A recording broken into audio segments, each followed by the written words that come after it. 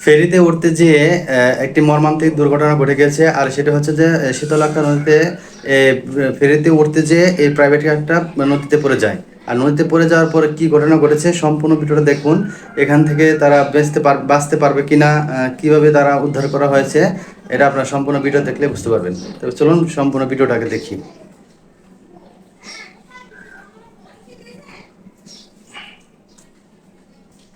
কি মর্মান্তিক ঘটনা দেখেন, ফেরিটা মানে পানিতে ভেসে আছে। তো ভেসে থাকার কারণ এখান থেকে প্রাইভেট কারের মধ্যে কোনো পানি ঢুকে না, যে জ্বালানো যদি ঢুকে তাহলেই হয়। আর এখানে তো দরজা খোলা যাবে না, দরজা খোলাইলেই এটা পানির ভিতরে ঢুকে প্রাইভেটের মধ্যে ডুবে যেতে পারে। এবারে দেখেন তাদেরকে কিন্তু উদ্ধার করা হচ্ছে। অবশেষে তারা কিন্তু জানলার ভেতর দিয়ে বেরোনো ছাড়া কোনো রাস্তা নেই। এটা দেখেন কি অবস্থা, ইস! মানে এই ফেরিতে উঠানোর সময় নদীতে পড়ে যায়, এটা আর কি মারাত্মক একটা সমস্যা।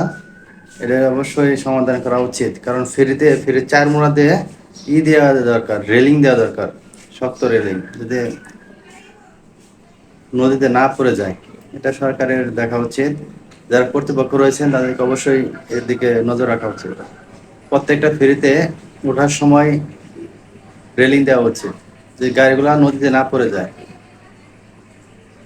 আপনারা দেখেছেন যে এই ঈদে কিন্তু অনেক গাড়ি এরকম ভাবে কিন্তু নদীতে পড়ে গিয়েছিল, যেমন পদ্মা সেতুতে, পাটুরে ঘাটে, আর অনেক জায়গায় এরকম দুর্ঘটনা ঘটে। এরকম দুর্ঘটনা যদি না ঘটে সেদিকে লক্ষ্য রাখতে হবে। আর এই ভিডিওটা বেশি বেশি শেয়ার করে দিবেন অন্যকে দেখার জন্য।